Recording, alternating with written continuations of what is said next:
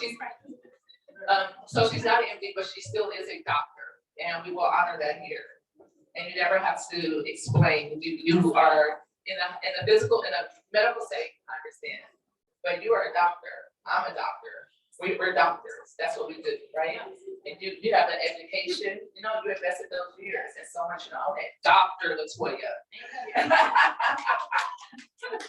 Right, ladies? Yes, she's Dr. Latoya. And so we're going to go ahead and be ready to teach for Dr. Latoya. 1 minute. Okay. 1 minute. So let's do this because you're Jamaican. Yes. Yes, 100%. Yes. No, are you sure? No, are you sure? Okay, let's see. Do you know how to make oxtails?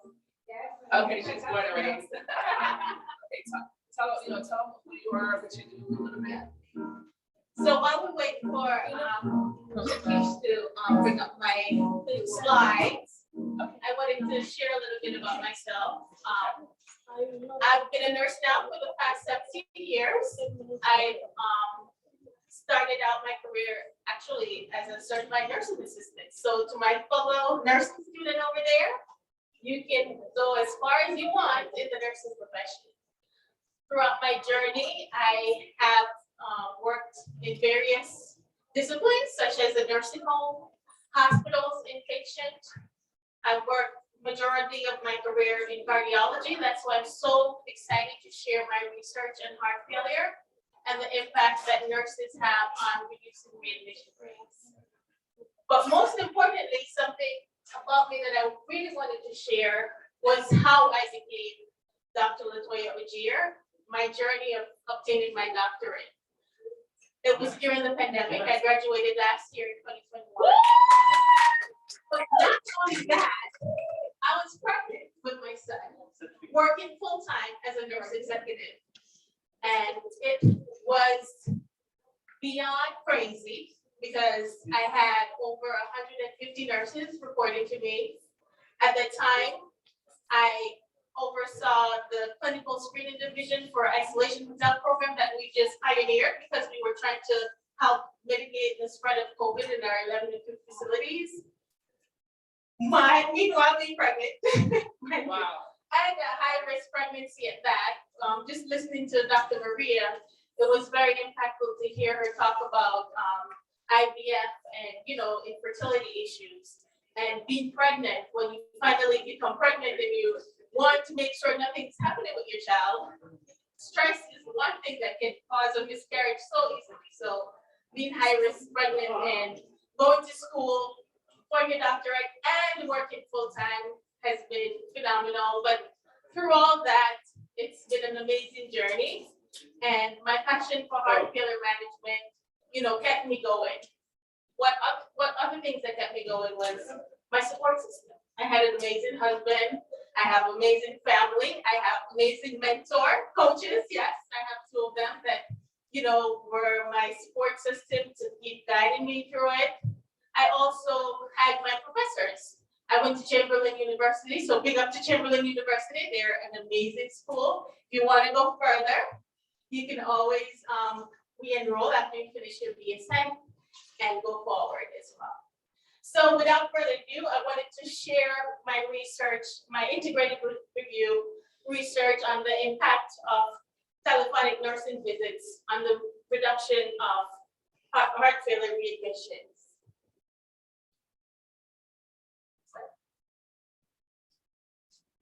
So a little bit about myself, I just shared. Last year, I also became board certified by the American College of Nurse Executives. I took my board certification, so I'm a board certified nurse executive as well. Yes. Not only that, I'm also an educator, and part of my research was tied to how we can better educate our heart failure patients about their disease in a way where we can help them learn how to manage it once they know the symptoms that they're experiencing. So today I wanted to highlight what heart failure is. If you don't know, I'm sure by raise of hands, you may have someone in your family who has heart failure or know someone with it. Hands up, do you know?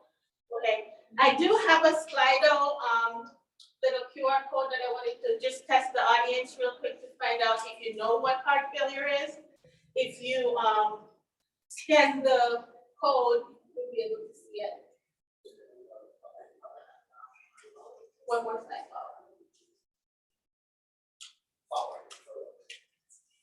Okay, so this is just a poll for you guys.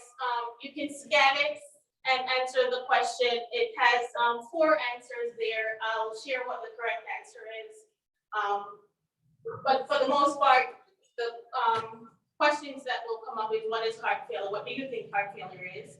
And it has 4 choices.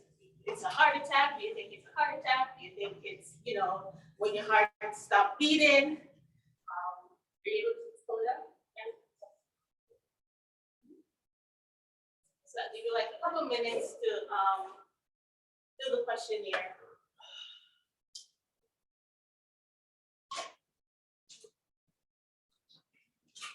All set?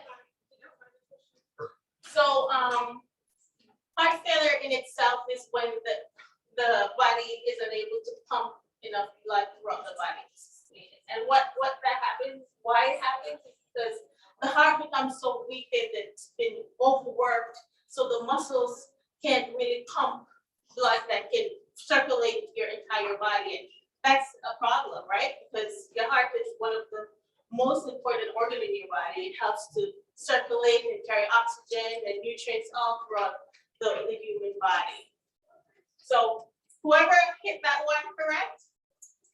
Woohoo! All right, can we go backward?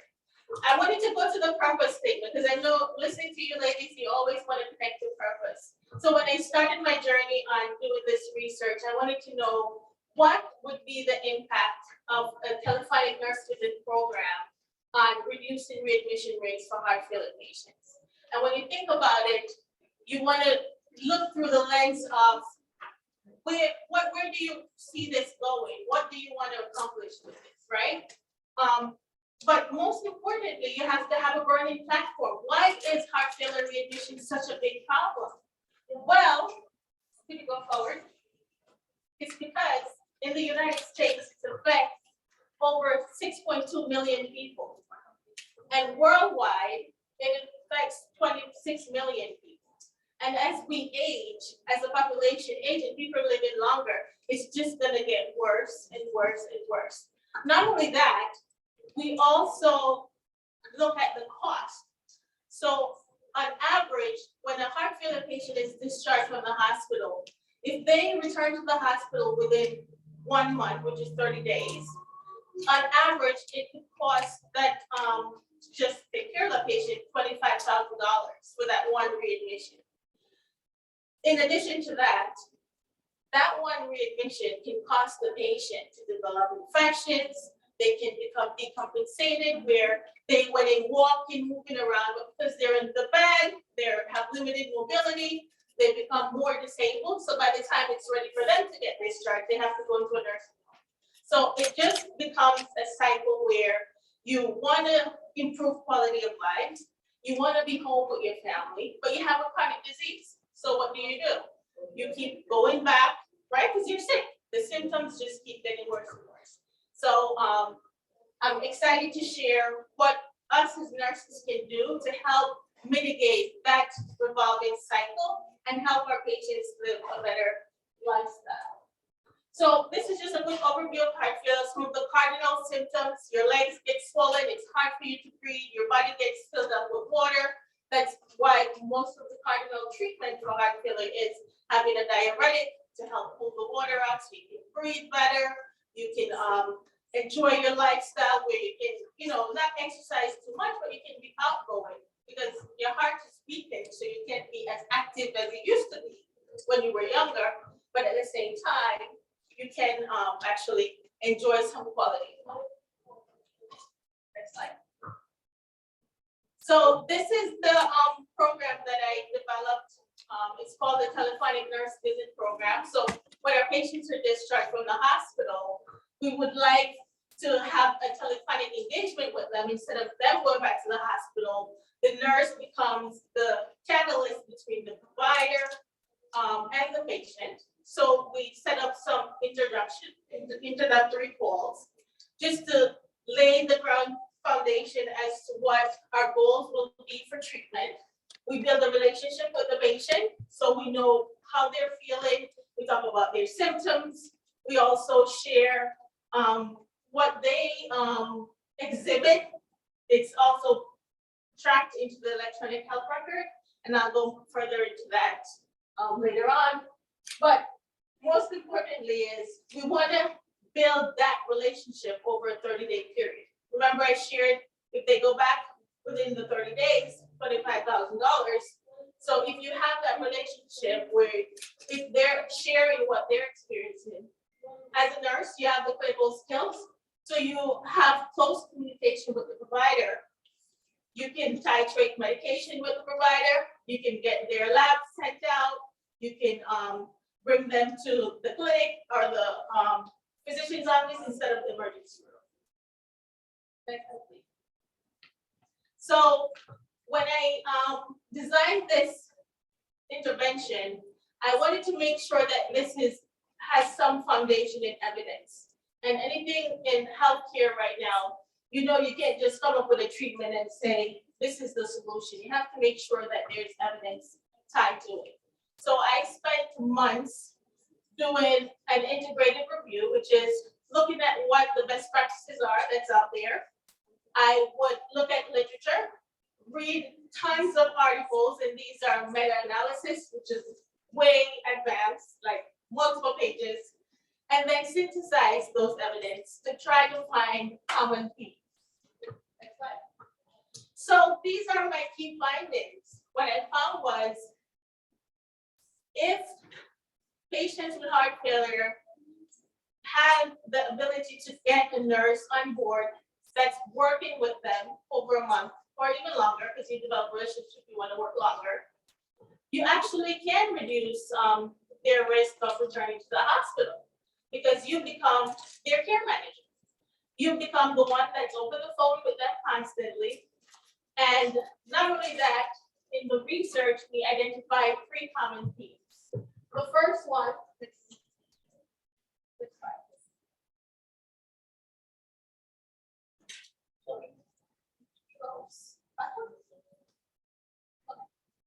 so the first one was the use of technology and the importance of technology in when you're integrated and interfacing with patients.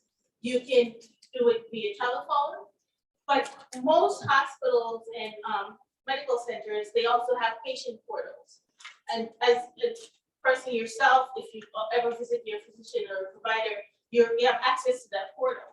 So that's how the nurses would communicate and integrate, send information to the provider when there's need for any changes, and also route it to the patient. So they are on one page, everybody has a clear line of communication, so we know exactly what's going on with the patient, the nurse, and the provider. There's also a multidisciplinary approach. That's because with the chronic disease, you can't treat it with just a nurse and a provider and a patient. There's going to be instances where you need to consult a dietitian. You may need to consult somebody who's able to help with getting them mobile again. So a physical therapist or a nurse's aide. So that's where the multidisciplinary approach comes in. And then the third theme is the importance of education and coaching. So we identify this through flagging systems. So if you're in the green zone, that means your symptoms are stable. You're breathing fine, you're not short of breath, you're able to go out, move around.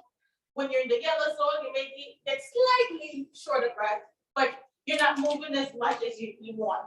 When you're in the red zone, can't breathe, my legs are swollen, can't even go to the bathroom. That's when you know you need to get help right away because you're going to be in serious trouble. So these 3 findings from the literature is what I was able to pull on to develop a telephonic nurse visit program. Next slide. So clinical implication. As a doctoral nurse, I was able to put this into practice, right? Most of what you do with research, you want to put it into practice. That means you put it into real life work. Luckily for me, as a nurse executive, I already work for a health system We had different programs, we have the doctors, we have the nurses. So what did we do?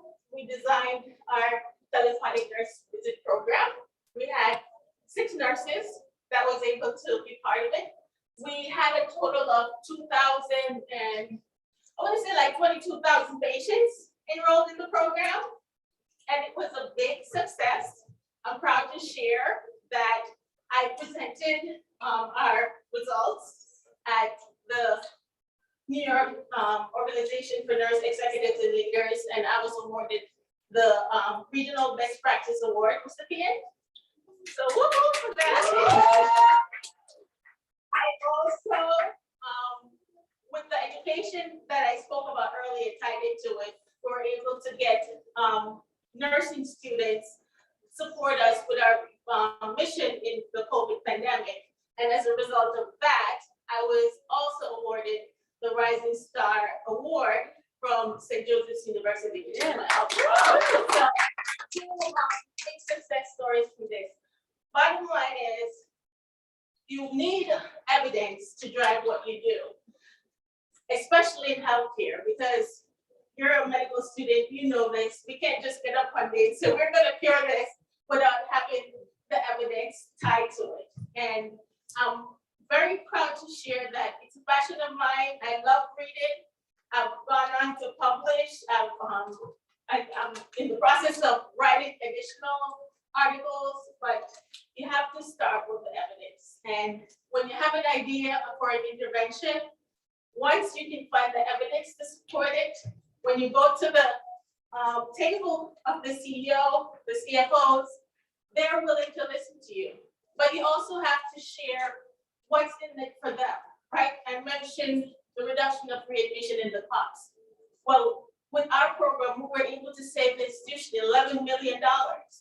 That's a lot of money in saving, reducing readmission rates, because I mentioned it's costly, and hospitals are penalized if they have patients coming back, how expensive that is. But most importantly, second amount of money is the quality of life for these patients. They want to be home.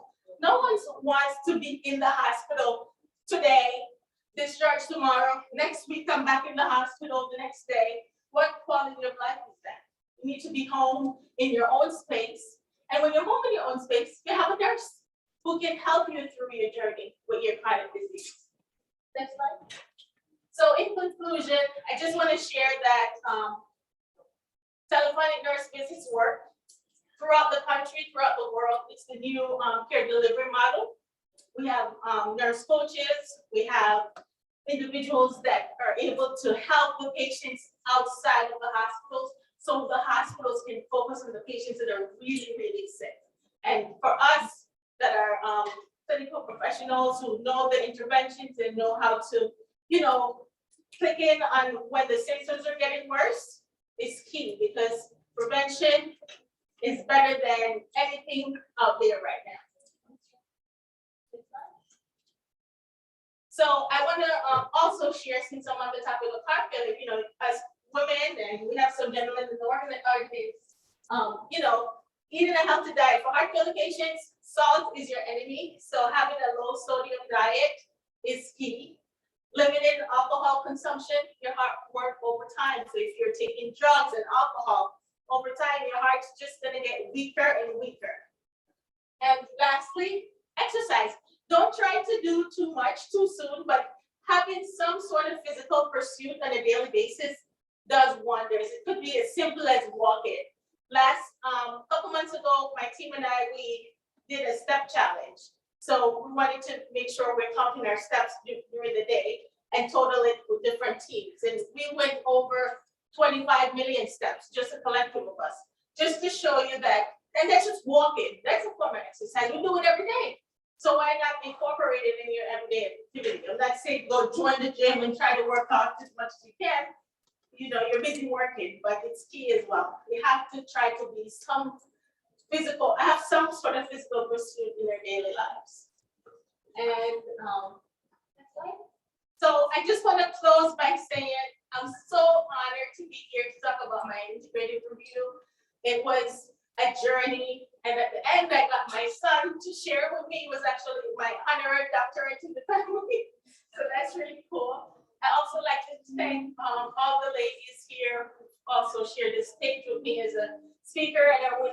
conference. It was awesome listening to each and every one of you, and I know that as a collective, we can always go forward and change the world. And I'm also excited to know that I have a nursing student in the audience who can be bear witness to the journey of, starting in a profession that's so dynamic. You can go into so many disciplines, and I hope that each and every one of you got something out of it. So thank you so much.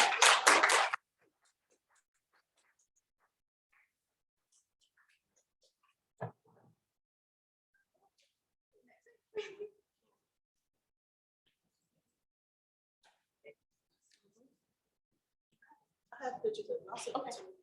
Yeah, I'll send it that way. I'm standing here.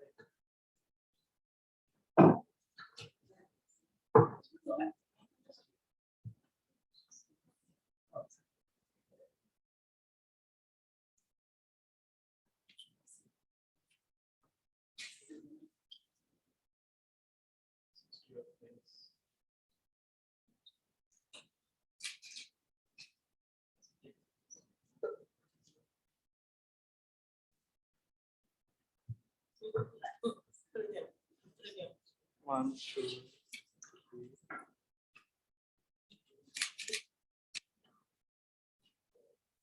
Yeah. One thing. You can rotate it.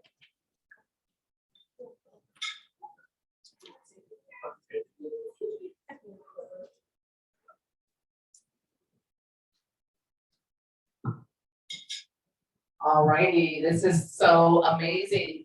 So are you guys ready for our next speaker? Her name is Latanya, all the way from the ATL. She is the one that is responsible for the decoration. She came all the way from Atlanta. She made it, made it do what it does, Leanne. Is that what it is? Like, we actually took a break. People are checking out of the hotel right now.